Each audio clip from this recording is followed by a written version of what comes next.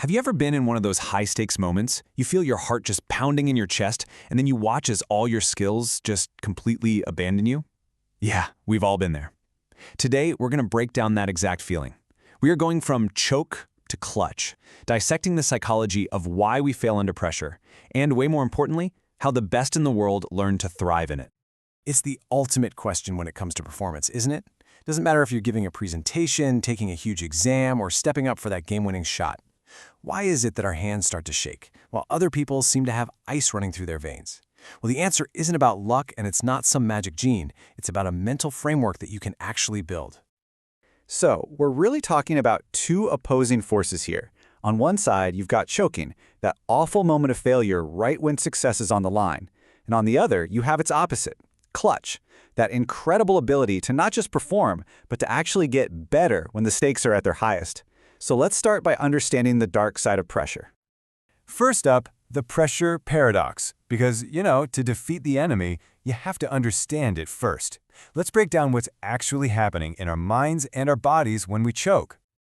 Choking isn't just, having a bad day. No, it's a specific and pretty significant drop in performance. It's when a skill you've practiced 1,000 times, a task that's normally second nature, suddenly feels completely impossible. Just think of a pro golfer missing a tiny 2-foot putt that would have won them the whole tournament. That is a choke. And oh man, it feels awful. It's like your body is actively betraying you. Your muscles tighten up, your anxiety just spikes through the roof. And that confidence you had just moments before, it completely evaporates. It's this downward spiral of frustration that feels absolutely impossible to escape. But this isn't just in your head. Which brings us to the anatomy of a choke. To figure out how to prevent it, we have to pop the hood and look at what's going on in the brain. And what's so fascinating is that choking is a real biological event. For elite performers, their brain activity is usually super streamlined and efficient. But under pressure, that whole system can break down. It's like a sudden traffic jam on your neural pathways, and it leads to clumsy, inefficient movements.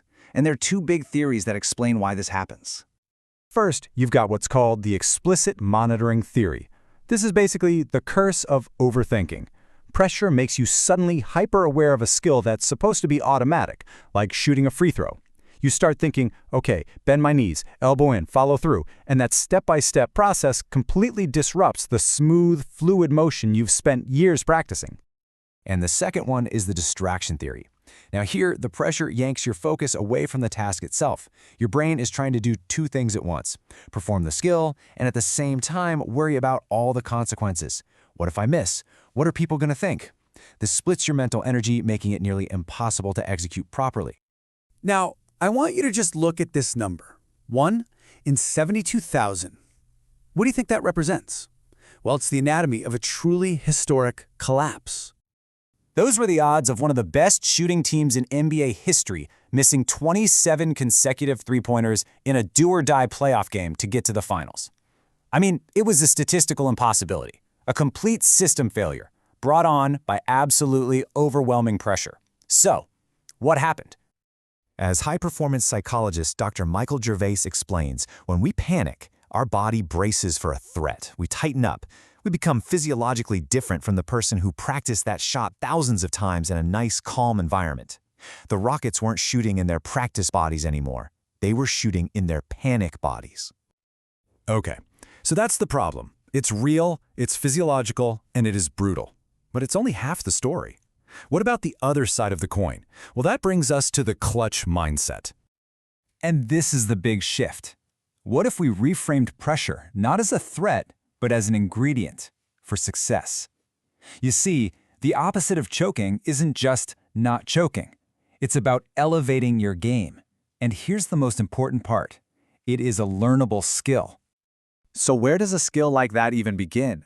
According to Dr. Gervais, it starts right here, between your ears. Confidence isn't really about your past successes, it's about the conversation you're having with yourself in the present moment. That internal dialogue is the absolute foundation of clutch performance. And that internal dialogue is what builds all the core components that researchers have identified in clutch performers: high self-confidence, a strong sense of being in control, and just relentless positive self-talk. They trust the work they've put in, and they avoid that overthinking trap we were just talking about. So here it is, the most crucial point. And let's just bust this myth right now. There is no clutch gene. You aren't born with it, it doesn't exist. As Dr. Mark Otten, a leading researcher in this field, really emphasizes, anyone can learn to be clutch if they have the right kind of coaching and the right mindset. So, how do you do it? How do you actually build that mindset? Well, let's break it down with an actionable framework we're going to call the CLUTCH code. Now, this acronym is based on work from the Association for Applied Sports Psychology, and it gives us 6 concrete steps. First up, C for communication. That's all about mastering your self-talk. Then, L for learn from every single performance, win or lose. U is for understand your personal zone of optimal energy. T is for trust in your abilities and all your training. The next C is for control what you can actually control. And finally, H for have fun, remembering why you even started this in the first place. And this really illustrates the 2 most powerful steps. For communication, you've got to win the inner game first.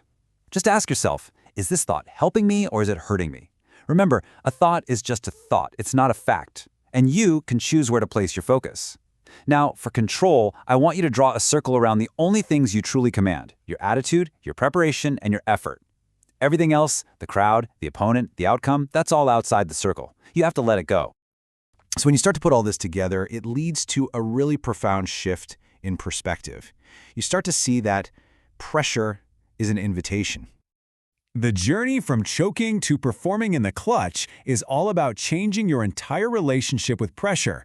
You stop seeing it as some threat you need to avoid, and you start seeing it as the energy you need to perform at your absolute best. This is mental training, and it is every bit as important as physical training.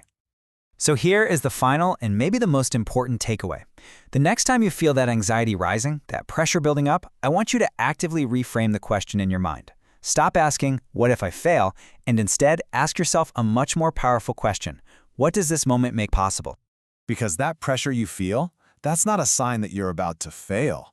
It's your mind and your body telling you that this moment matters. It is your invitation to rise to the occasion, to be present and to be clutch.